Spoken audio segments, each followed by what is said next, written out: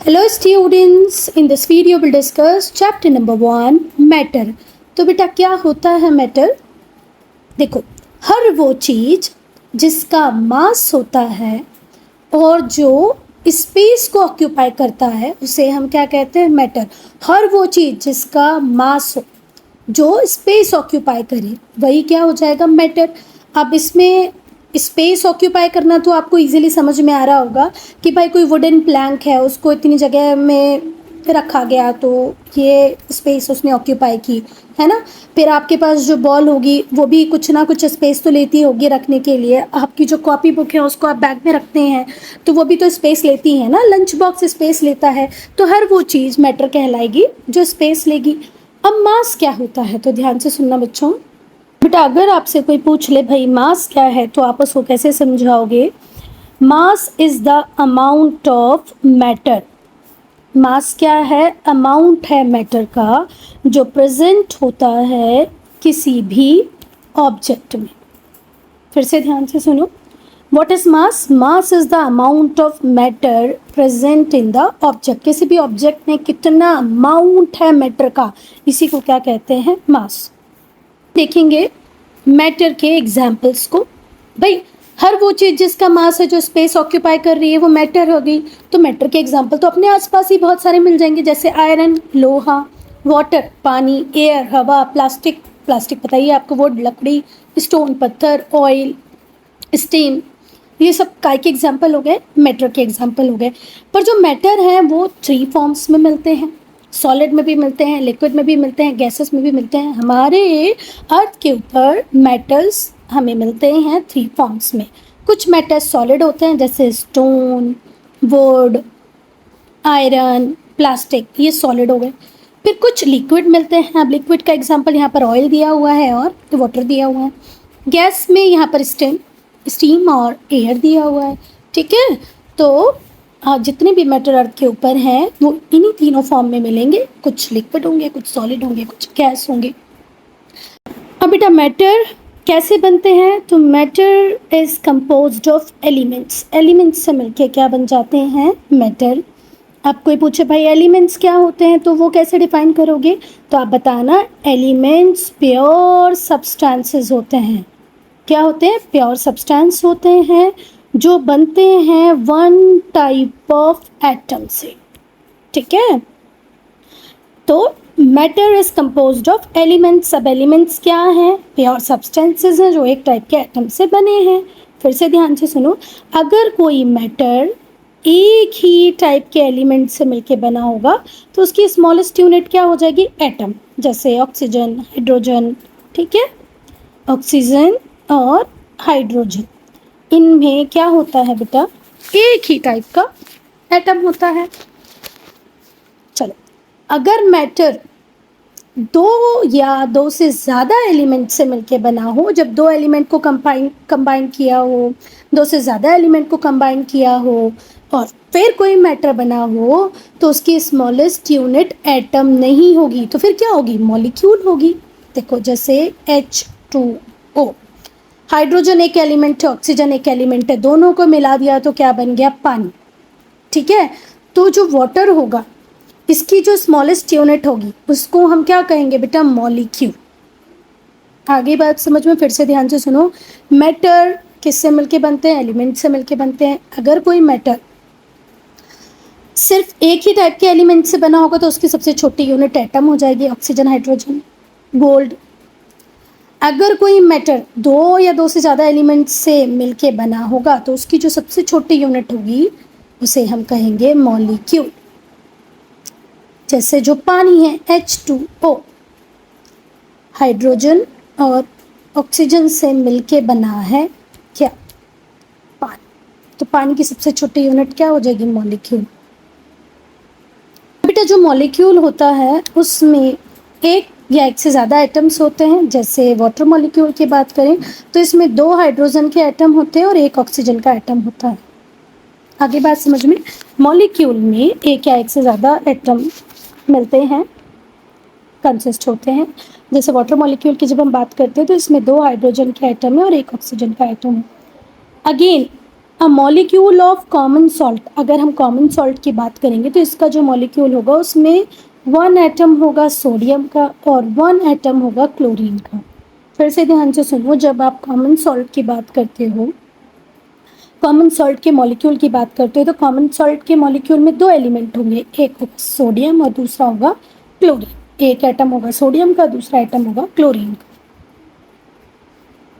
बेटा जो मॉलिक्यूल्स होते हैं ना किसी भी सब्सटेंस के, मॉलिक्यूल्स किसी भी सब्सटेंस के हों, ये कंटिन्यूसली एक दूसरे पे क्या लगाते रहते हैं, फोर्स।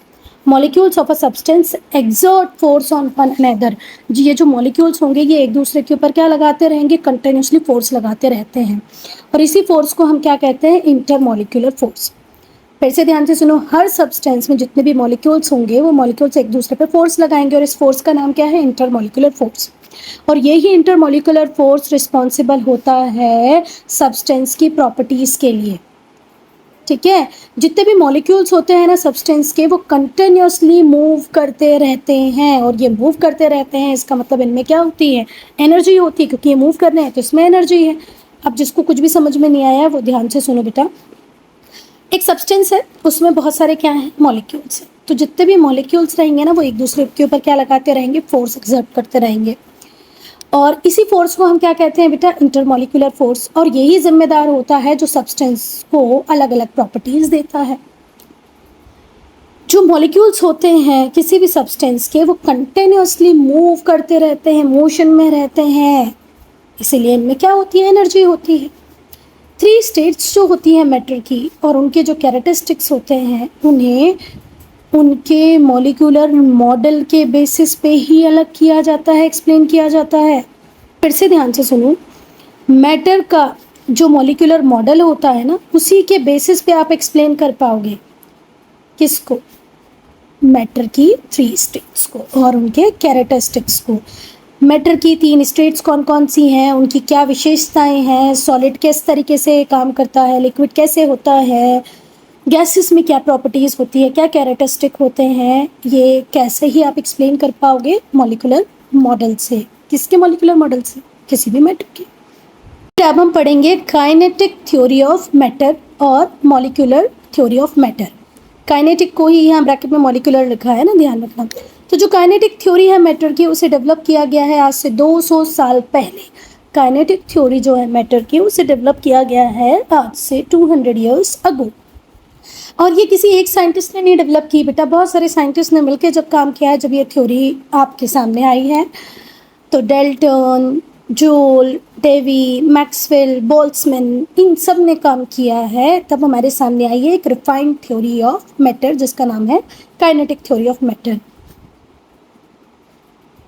और बेटा ये जो थ्योरी है इसने सक्सेसफुली एक्सप्लेन किया है प्रॉपर्टीज़ को। किसकी प्रॉपर्टीज़ को, मैटर की प्रॉपर्टीज़ को, इन टर्म्स ऑफ मॉलिक्यूल्स। अगर आपसे कोई पूछे कि मॉलिक्यूलर टर्म्स पे या मॉलिक्यूल्स के बेसिस पे मैटर की प्रॉपर्टीज़ कौन सी थ्योरी बताती है, तो वो काइनेटिक थ्योरी ऑफ मैटर है। जो मेन पॉइंट्स है काइनेटिक थ्योरी ऑफ मैटर के वो ये हैं। बेटा किसी को यहाँ डाउट आ रहा हो मॉलिक्यूल्स क्या है, तो मॉलिक्यूल्स एटम्स से मिलके बनते हैं, ठीक है। चल अब क्या एग्जाम्पल दोगे आप मॉलिक्यूल्स का। देखो जब 2 ऑक्सीजन के एटम मिले तो क्या बन गई, ऑक्सीजन O2, है ना। फिर H2O में 2 हाइड्रोजन के एटम मिले, एक ऑक्सीजन का एटम मिला। ऐसे ही अगर CO2 की बात करें तो एक कार्बन 2 ऑक्सीजन मिली, है ना। यहाँ पर कंफ्यूज नहीं होना, O को भी आप ऑक्सीजन बोलते हो, O2 को भी आप ऑक्सीजन बोलते हो, ठीक है, पर O2 मॉलिक्यूल हो जाएगा क्योंकि यहाँ पर 2 एटम्स कंबाइन कर गए और O अकेला सिर्फ क्या है, एटम है। चलें आगे। तो अब हम मेन पॉइंट्स को डिस्कस करेंगे, किसके मेन पॉइंट्स, काइनेटिक थ्योरी के। तो पहला पॉइंट बोल रहा है कि हर चीज बनती है बहुत स्मॉल पार्टिकल्स से, जिसे आप क्या कहते हो, molecules. Everything is composed of, हर चीज कंपोज होती है, बनती है किससे, स्मॉल पार्टिकल्स से। इन्हीं स्मॉल पार्टिकल्स को हम क्या कहते हैं, मॉलिक्यूल्स। तो फिर से ध्यान से सुनो भैया, काइनेटिक थ्योरी ऑफ मैटर कह रही है कि हर चीज बनी हुई है मॉलिक्यूल से, जो कि एक बहुत स्मॉल पार्टिकल है। सेकेंड, बेटा जो मॉलिक्यूल्स होते हैं सब्सटेंस के, किसी एक सब्सटेंस के जितने भी मॉलिक्यूल होंगे वो शेप, साइज और मास में आइडेंटिकल होंगे। जैसे पानी, आप टैप वाटर को देखोगे तो वो भी सेम दिखेगा, रिवर वाटर भी सेम होगी, है ना, दिखते वो एक जैसे है ना, शेप में, साइज में, मास में पानी एक जैसा होगा। तो जो एक सब्सटेंस होगा उसके मॉलिक्यूल्स आइडेंटिकल होंगे शेप में, साइज में, मास में। पर जो मॉलिक्यूल्स होंगे डिफरेंट सब्सटेंसेस के वो अलग अलग होंगे, मास में, शेप में, साइज में, उनकी कंपोजिशन में। अब क्या कार्बन डाइऑक्साइड और ऑक्सीजन सेम है? एक हैवी गैस होगी, एक लाइट होगी, एक की अलग प्रॉपर्टीज होगी, दूसरे की अलग होगी, है ना। क्या ऑयल और वाटर सेम होंगे? बिल्कुल नहीं होंगे। सेकेंड पॉइंट जो इस थ्योरी का है वो ये कहता है कि अगर सेम सब्सटेंस है तो उसमें जो मॉलिक्यूल्स होंगे उनका शेप, साइज, मास सेम होगा। पर अगर जो मॉलिक्यूल्स होंगे डिफरेंट सब्सटेंसेस के तो उनका ऑब्वियस सी बात है मास, शेप, साइज, कंपोजिशन अलग होगा। थर्ड पॉइंट बहुत इंपॉर्टेंट है बेटा, जो मॉलिक्यूल्स होते हैं वो कंटिन्यूसली रैंडम मोशन की स्टेट में होते हैं, कहीं ना कहीं मूव कर ही रहे होते हैं। ये बेटा एक ग्लास में जब हम पानी लें तो वो पानी आपको शांत दिख रहा होगा, पर उसमें जो मॉलिक्यूल्स होंगे वो कंटिन्यूसली मूव कर रहे होते हैं, रैंडम मोशन में होते हैं। Molecules are continuously in a state of random motion, वो रैंडम मोशन कर रहे होते हैं। Motion of molecules is different in different states of matter. और बेटा ये जो मोशन होता है ना मॉलिक्यूल्स का, ये सॉलिड में, लिक्विड में, गैसेस में एक जैसा नहीं होता बेटा, किसी में बहुत ज़्यादा होता है, किसी में कम होता है। ठीक है, जो मोशन होता है मॉलिक्यूल्स का ये डिफरेंट होता है डिफरेंट स्टेटस ऑफ मैटर में। सॉलिड में अलग होगा, लिक्विड में अलग होगा, गैसेस में अलग होगा। जिसको ये समझ में नहीं आया हो कि कैसे मॉलिक्यूल्स मूव कर रहे होंगे तो वो ध्यान से सुनो बेटा। 2 ग्लास लो, ठीक है, 2 नहीं, एक ही ग्लास लो, सॉरी, 1 ग्लास लो, उसको आधा पानी से भर दो, फिर उसमें 1 बूंद इंक डाल दो। थोड़ी देर बाद आप देखोगे कि पूरे ग्लास का पानी नीला हो गया। तो ये नीला कैसे हो गया? हमने 1 बूंद तो यहाँ ड्रॉप की थी। इसका मतलब है जो इंक के जो मॉलिक्यूल होंगे वो कंटिन्यूसली मूव कर रहे होंगे, तभी तो पूरा पानी कलरफुल हो गया। ध्यान से सुनो। चलो, तो आपको इस एक्टिविटी के लिए क्या लेना है? एक ग्लास टम्बलर लेना है, वाटर लेना है, इंक लेना है। ये एक्टिविटी आपको क्या दिखाएगी कि मॉलिक्यूल्स हमेशा मूव करते रहते हैं, मोशन में रहते हैं। प्रोसीजर, ग्लास टम्बलर लो, उसको आप पानी से भर दो। पानी तो अभी कलरलेस है, उसमें 1 ड्रॉप 2 ड्रॉप आप इंक की डाल दो। आप क्या ऑब्जर्व करोगे? तो भाई ऑब्जर्वेशन ये होगी कि जो इंक के मॉलिक्यूल्स हैं वो पानी में चारों तरफ घूमेंगे और पानी यूनिफॉर्मली कलर्ड हो जाएगा। ये ऑब्जर्वेशन देखने के बाद आप क्लियरली बता सकते हो कि इनके मॉलिक्यूल्स क्या कर रहे थे बेबी? मूव कर रहे थे, है ना, स्टेट ऑफ मोशन में थे। और molecules can undergo motion, molecules motion करते हैं। अब एक बात और ध्यान से सुनो बेटा, जो मोशन होता है मॉलिक्यूल्स का वो इंक्रीज़ होता है जब आप टेम्परेचर बढ़ा देते हो, डिक्रीज़ होता है जैसे आप टेम्परेचर कम कर देते हो। बहुत बहुत समझने सोचने वाली बात है ये, बहुत ध्यान से सुनना कि जो मोशन होता है ना मॉलिक्यूल्स का, ये टेम्परेचर के बढ़ने से बढ़ जाता है और टेम्परेचर के कम होने से कम हो जाता है। आई बात समझ में? जो मोशन है मॉलिक्यूल्स का वो इंक्रीज़ हो जाएगा, इंक्रीज़ होने से डिक्रीज़ हो जाएगा, डिक्रीज़ होने से। ड्यू टू मॉलिक्यूलर मोशन की वजह से जो मॉलिक्यूल्स होते हैं सब्सटेंसेस के, उनमें क्या होती है? काइनेटिक एनर्जी बेटा। Moving energy is known as kinetic energy. जब मॉलिक्यूल्स कंटिन्यूसली मूव करेंगे तो वो किसको पजेस करेंगे? उनके अंदर क्या होगी? काइनेटिक एनर्जी होगी। The kinetic energy of molecules increase with increase in temperature. तो बेटा ये जो काइनेटिक मॉलिक्यूल्स जितनी तेजी से मूव करेगा काइनेटिक एनर्जी भी बढ़ जाएगी, और मॉलिक्यूल्स तेजी से कब मूव करना चालू करते हैं? जब टेम्परेचर बढ़ जाए। फिर से ध्यान से सुनना, टेम्परेचर बढ़ेगा तो मोशन बढ़ जाएगा, मोशन बढ़ जाएगा तो बेटा ऑब्वियस सी बात है काइनेटिक एनर्जी भी बढ़ जाएगी। तो फिर से ध्यान से सुनो, ड्यू टू मॉलिक्यूलर मोशन की वजह से जो मॉलिक्यूल्स होते हैं उनके अंदर काइनेटिक एनर्जी होती है। अब ऑब्वियस सी बात है ये काइनेटिक एनर्जी बढ़ जाएगी जैसे ही हम किसको बढ़ा देंगे? टेम्परेचर को बढ़ा देंगे। क्योंकि अभी इसके पहले पॉइंट में हमने पढ़ा कि मोशन मॉलिक्यूल्स का इंक्रीज हो जाता है जैसे आप टेम्परेचर बढ़ा देते हो। है ना। चलो नेक्स्ट पॉइंट, जो मॉलिक्यूल्स होते हैं किसी भी सब्सटेंसेस के, उनके बीच में स्पेसेस होती हैं। गैसेस में ज़्यादा होती हैं, लिक्विड में कम होती हैं, सॉलिड में बहुत कम होती है, पर ऐसा नहीं कि होती नहीं है, होती है। चलो हो जो मॉलिक्यूल्स होते हैं सब्सटेंस के, उनमें क्या होती है, स्पेसेस होती हैं। इस स्पेस को आप क्या कहते हो, इंटरमॉलिक्यूलर स्पेस।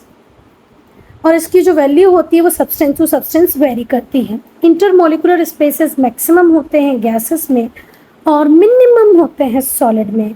चलो, अगर आपसे कोई पूछे इंटरमॉलिक्यूलर स्पेसेस क्या है, तो आप क्या कहोगे, जो मॉलिक्यूल्स होते हैं किसी भी सब्सटेंस के, उन मॉलिक्यूल्स के बीच में कुछ स्पेसेस होती हैं, उन स्पेसेस को ही हम कहते हैं इंटरमॉलिक्यूलर स्पेसेस।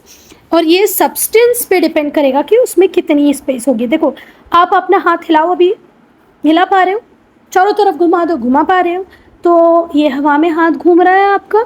हम बोले ना हमारे चारों तरफ एयर है, एटमॉस्फेयर है, तो भी तो हम हाथ घुमा पा रहे हैं, चल पा रहे हैं इस हवा में, मतलब एयर में इंटरमॉलिक्यूलर स्पेसेस ज़्यादा हैं।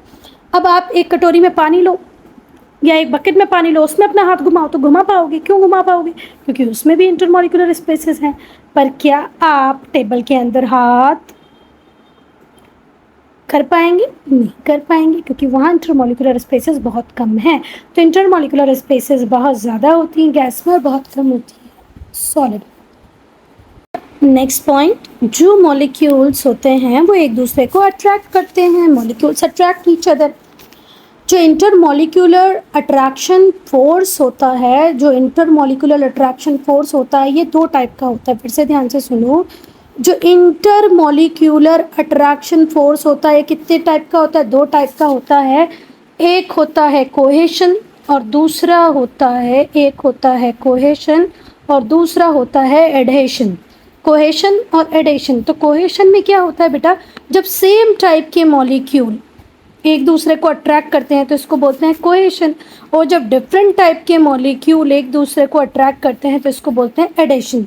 कोहेशन और एडेशन। फिर से ध्यान से सुनो, जो मॉलिक्यूल्स होते हैं वो एक दूसरे को अट्रैक्ट करते हैं। जो इंटरमॉलिक्यूलर अट्रैक्शन फोर्स होता है ये दो टाइप का होता है, कोहेशन, एडेशन।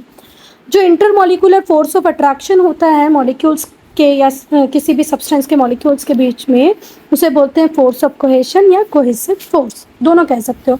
कोहेशन फोर्स भी कह सकते हो, कोहेसिव फोर्स भी कह सकते हो। बेटा ये बात बहुत ज़्यादा ध्यान रखना, आपके जो मॉलिक्यूल्स होते हैं वो एक दूसरे को अट्रैक्ट करते हैं। अब इसके लिए एक एक्टिविटी करेंगे, आपको कोहेशन बताना है मॉलिक्यूल्स के बीच में, उसको शो करने के लिए हम एक एक्टिविटी कर रहे हैं। तो एम क्या है कि आपको ये शो करना है, क्या शो करना है, force of cohesion between the molecules of a substance. Material क्या चाहिए, एक चौक का पीस ले लो, एक छोटी ईंट का टुकड़ा ले लो, और एक आयरन का पीस ले लो, और एक हथौड़ा ले लो। प्रोसीजर क्या है, आपको चौक के पीस को, ब्रिक के पीस को और आयरन के पीस को हार्ड फ्लोर पे रख देना है, और तीनों को अलग अलग, यहाँ पर चौक रखना है, यहाँ पर ईंट का टुकड़ा रख देना है, यहाँ पर एक नेल रख देना है, खिल्ली है ना। तो जब आप इसको बीट करोगे तो ये बहुत ही फ्रेजाइल होता है, इजीली ब्रेक हो जाएगा। इसको ब्रेक करने में आपको थोड़ी सी एक दो बार हैमर मारनी पड़ेगी, पर इसको आप ब्रेक नहीं कर पाओगे। तो ये इससे पता चलता है कि यहाँ पर कोहेशन जो है मॉलिक्यूल्स के बीच में वो कम है, यहाँ पर ठीक ठाक है, पर यहाँ पर इतना ज़्यादा है कि हम इसे ब्रेक ही नहीं कर पा रहे हैं। ऑब्जर्वेशन, हमने ये ऑब्जर्व किया कि चौक ईजिली कन्वर्ट हो गई पाउडर में। ये थोड़ा सा डिफ़िकल्ट हुआ ब्रिक को ब्रेक करना फाइन पीसेस में, और ये एक्सट्रीमली डिफ़िकल्ट होगा कि आप आयरन को स्मॉल पीसेस में ब्रेक कर दें। तो कंक्लूजन ये बताता है, इस एक्टिविटी से आपको ये कंक्लूड कर सकते हैं कि कोहेशन एग्जिस्ट करता है मॉलिक्यूल्स के बीच में, किसी भी सब्सटेंस के मॉलिक्यूल्स के बीच में कोहेशन होता है। More over, out of given substance, जो सब्सटेंस आपको 3 दिए गए थे, चौक पाउडर, सॉरी चौक दी हुई थी, ब्रिक दी हुई थी, और आयरन का एक पीस दिया हुआ था। तो जो कोहेशन है वो बहुत कम है चौक मॉलिक्यूल्स में, ज़्यादा है ब्रिक पार्टिकल्स में, और सबसे ज़्यादा है आयरन मॉलिक्यूल्स में।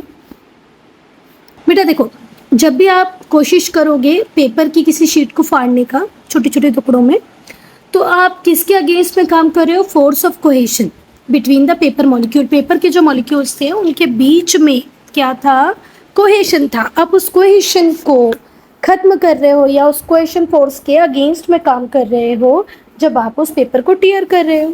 नेक्स्ट है द फोर्स ऑफ एडेशन, इसको आप एडेसिव फोर्स भी कहते हो। ये अट्रैक्शन होता है between molecules of different substances. मैंने पहले भी बताया कोहेशन सेम टाइप के मॉलिक्यूल्स में लगेगा और adhesion different type of molecules में लगेगा। ठीक है, तो फिर से ध्यान से सुनो, जो फोर्स ऑफ एडेशन है या एडेसिव फोर्स है, ये अट्रैक्शन होता है between molecules of different substance of material, different substances और मटेरियल, डिफरेंट सब्सटेंसेस के बीच में या डिफरेंट मटेरियल्स के मॉलिक्यूल्स के बीच में फोर्स ऑफ अट्रैक्शन होता है, उसे ही एडेसिव फोर्स कहते हैं। Adhesive force is the attraction between molecules of different substances और materials। ये जो फोर्स होता है इसकी वजह से कोई भी सब्सटेंस सरफेस से स्टिक हो जाता है, चिपक जाता है। जैसे जब आप पेंट करते हैं किसी दीवार को या किसी दरवाजे को, तो जो पेंट का मॉलिक्यूल है वो वहाँ पर रह जाता है। किसकी वजह से रह जाता है? एडेसिव फोर्सेस की वजह से रह जाता है। ध्यान से सुनना बेटा, जो मैग्नीट्यूड होता है किसका? इंटरमॉलिक्यूलर फोर्सेस का। इंटरमॉलिक्यूलर फोर्स कितना होगा, उसका मैग्नीट्यूड कितना होगा, ये डिपेंड किस बात पे करता है? मॉलिक्यूल के नेचर पे। भाई जो भी सब्सटेंस आपको दिया है, जो भी सब्सटेंसेस आपको दिए हैं, उनमें जो मॉलिक्यूल्स का नेचर होगा उस पर डिपेंड करेगा कि क्या मैग्नीट्यूड होगा इंटरमॉलिक्यूलर फोर्सेस का। और दूसरा इंटरमॉलिक्यूलर डिस्टेंसेस। अब डिस्टेंस बहुत ज़्यादा है तो ऑब्वियस सी बात है, बात अलग होगी। सॉलिड में डिस्टेंस कम होता है तो बात अलग होती है। इंटरमॉलिक्यूलर फोर्सेस स्ट्रॉन्गेस्ट होते हैं सॉलिड में। जो इंटरमॉलिक्यूलर फोर्स हैं वो बहुत ज़्यादा स्ट्रॉन्ग होंगे किसमें? सॉलिड में। और इंटरमॉलिक्यूलर फोर्स बहुत ज़्यादा वीक होगा किसमें? गैस में। इसे ध्यान से सुन लो, अगर जिसको समझ में नहीं आया है, जो इंटरमॉलिक्यूलर फोर्सेस होते हैं उनका मैग्नीट्यूड किस बात पर डिपेंड करेगा? Nature of molecules of a substance. किसी सब्सटेंस में जो मॉलिक्यूल्स हैं उनके नेचर पे डिपेंड करेगा कि इंटरमॉलिक्यूलर फोर्सेस कैसे होंगे। और दूसरा इंटरमॉलिक्यूलर डिस्टेंस। इंटरमॉलिक्यूलर जो फोर्सेस होते हैं वो स्ट्रॉन्गेस्ट होते हैं सॉलिड में, पर वीक होते हैं किसमें? गैस में। अब हम पढ़ेंगे बेटा किसी भी, ये वाला जो पॉइंट है ना, ये आपको जब आप तीनों स्टेट्स को पढ़ लोगे ना तो ज़्यादा और अच्छे से क्लियर हो जाएगा। तो इसको अभी इतना टेंशन लेके नहीं पढ़ना है इसको, ठीक है।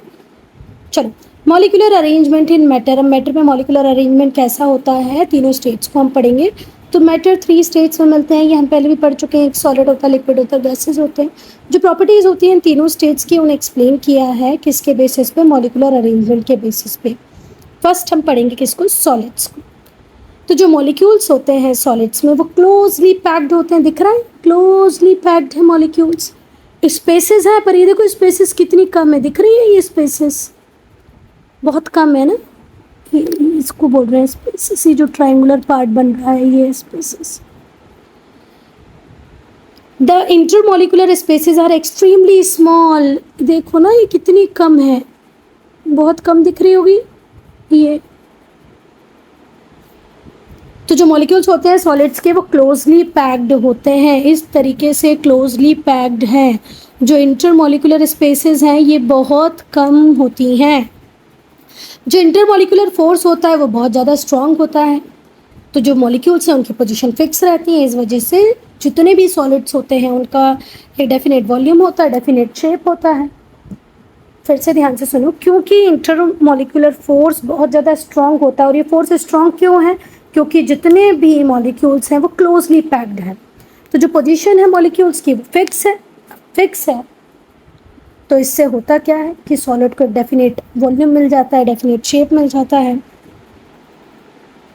जो सॉलिड होता है उसमें molecules can only have vibrational motion. बहुत अच्छा पॉइंट है। पूछा जा सकता है कि मैटर की किस कंडीशन में सिर्फ वाइब्रेशनल मोशन होते हैं मॉलिक्यूल्स के, तो वो किस में होते हैं? सॉलिड में। देखो कोई मॉलिक्यूल बहुत दूर तक तो मूव कर नहीं सकता है, तो बस उसमें क्या हो सकता है? वाइब्रेशन हो सकता है और कुछ भी नहीं हो सकता। बहुत इंपॉर्टेंट पॉइंट है ये। सॉलिड में जो मॉलिक्यूल्स होते हैं उनमें से वाइब्रेशनल मोशन हो सकता है। सॉलिड को आप कंप्रेस नहीं कर सकते, on account to close packing of molecule. भाई इतने क्लोजली ये पैक्ड हैं आपस में, आप इसको और कैसे कंप्रेस कर सकते हो? कर ही नहीं सकते है ना। और दबा सकते हो आप इसको? नहीं दबा सकते हो भाई। अगर एक वुडन प्लैंक आपके पास है तो उसको और दबा सकते हो, आप नहीं दबा सकते। क्यों? क्योंकि उसमें मॉलिक्यूल्स ऑलरेडी बहुत क्लोजली पैक्ड है। इसीलिए जो सॉलिड्स होते हैं वो हार्ड होते हैं और रिजिड होते हैं। Next point, solid can not flow. Solid flow नहीं करते, इसीलिए आप इन्हें स्टोर कर सकते हैं independently, without vessel, without container, without jar, without any बर्तन। देखो, आप किसी के घर से जब मिल्क बाय करने जाएंगे, दूध लेने जाएंगे, तो अब उससे पता है आपको किसी ना किसी कंटेनर, किसी पॉलिथीन की रिक्वायरमेंट होगी ही होगी। पर सपोज करो आप कॉपी लेने गए, तो कॉपी आप बिना बैग के भी लेके आ सकते हैं, बिना वेसल के भी लेके आ सकते हैं, क्योंकि कॉपी फ्लो नहीं करेगी, है ना। हम पॉकेट में रख के आ सकते हैं पेन पेंसिल को, पर क्या हम कोल्ड ड्रिंक्स को अपने बिना किसी पैकिंग के, बॉटल के, हम क्या जेब में रख सकते हैं? नहीं रख सकते हैं। तो solid can not flow, solid flow नहीं होता, इसलिए आप इसे इंडिपेंडेंटली स्टोर कर सकते हो, बिना वेसल, बिना बर्तन, बिना कंटेनर, बिना जार के। अब हम लिक्विड्स को पढ़ेंगे। तो जो मॉलिक्यूल्स होते हैं लिक्विड में वो लेस टाइटली पैक्ड होते हैं। देखो कितनी ज़्यादा इंटरमॉलिक्यूलर स्पेस दिख रही है, कितनी ज़्यादा है। सॉलिड की कंपैरिजन में मैं बता रही हूँ, ऐसा मत समझ लेना मैं बोल रही हूँ बहुत ज़्यादा है। सॉलिड की कंपैरिजन में ज़्यादा है ना, कितनी ज़्यादा है, इधर ज़्यादा स्पेसेस है। और अभी हमने सॉलिड्स में देखा था कितनी कम स्पेसेस थी। तो जो मॉलिक्यूल्स होते हैं लिक्विड्स के, ये लेस टाइटली पैक्ड होते हैं। टाइटली पैक्ड नहीं है ना, टाइटली पैक्ड होते तो यहाँ पर एक मॉलिक्यूल और आ जाता, यहाँ एक मॉलिक्यूल और आ जाता, यहाँ एक मॉलिक्यूल और आ जाता। टाइटली नहीं, ये कैसे लेस टाइटली पैक्ड है। जो इंटर मॉलिक्यूलर स्पेसेस हैं वो ज़्यादा हैं, किसके कंपैरिजन में ज़्यादा है? सॉलिड्स के कंपैरिजन में ज़्यादा है। जो इंटर मॉलिक्यूलर फोर्स है वो वीक है। क्यों वीक है भैया? क्योंकि मॉलिक्यूल्स फिक्स ही नहीं है, मॉलिक्यूल्स मूव कर सकते हैं। Thus liquid has no shape of its own, it can flow. Liquid का खुद का कोई शेप ही नहीं होता। आप ग्लास में पानी लो, आप थाली में पानी रख लो, आप चम्मच में पानी रख लो, शेप अलग अलग हो जाएगा।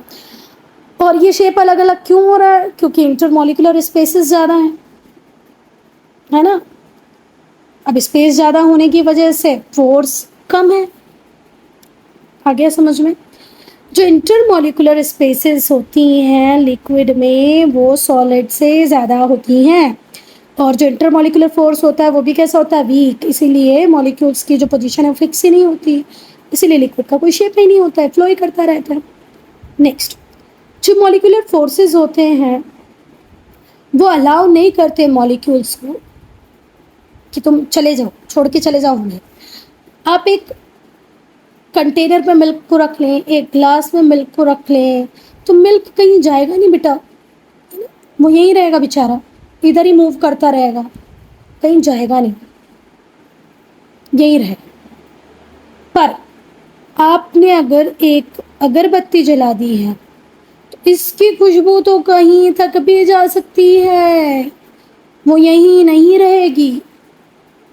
चल, तो जो मॉलिक्यूलर फोर्सेस होते हैं वो अलाउ नहीं करते हैं लिक्विड्स में मॉलिक्यूल्स को कि वो इजीली मूव कर जाए। इसीलिए बेटा जो लिक्विड होता है उसकी शेप तो डेफिनेट नहीं होती पर वॉल्यूम डेफिनेट होता है। अब जैसे कि एक मेरे पास ये बड़ा वाला क्या बोलते हैं पतीला है, गंजा है, एक छोटा वाला गंजा है। अब 1 लीटर दूध मैं इसमें रख दूं या उसी 1 लीटर को इसमें रख दूं तो वॉल्यूम में तो डिफरेंस नहीं आएगा ना, वॉल्यूम तो सेम ही रहेगा। ये बस इतना अंतर आ जाएगा कि हो सकता है जो छोटी वाली गंजी है ये पूरी भर जाए, बड़ी वाली गंजी में ये आधा ही रह जाए, क्योंकि बड़ी है ना, तो दूध 1 लीटर दूध यहीं तक रहा, यहाँ पर दूध ऊपर तक आ गया। हो तो जो मॉलिक्यूलर फोर्सेस होते हैं वो मॉलिक्यूल्स को अलाउ नहीं करते हैं कि वो लिक्विड को छोड़कर इजीली चले जाएं, इसलिए इनका वॉल्यूम तो डेफिनेट होता है, डेफिनेट होता है, दो it does not have definite shape. तो भाई या लिक्विड का डेफिनेट शेप नहीं होता पर डेफिनेट वॉल्यूम होता है। लिक्विड को आप थोड़ा बहुत ही कंप्रेस कर सकते हो, liquids can be compressed only a little, बहुत कम कंप्रेस कर सकते हो लिक्विड्स। लिक्विड को कंटेनर में स्टोर किया जाता है, लिक्विड को हमेशा किसी ना किसी कंटेनर में ही रखना पड़ेगा। A liquid has definite free surface, जिस सरफेस में आप डाल दोगे वैसा हो जाएगा। बेटा मैं इस वीडियो को यहीं पे कर रही हूँ, एंड मतलब ख़त्म। इसके बाद वाला हम पार्ट में डिस्कस करेंगे, पर उसके पहले आपको कमेंट सेक्शन में ज़रूर लिख के बताना है समझ में आया है कि नहीं आया है ना।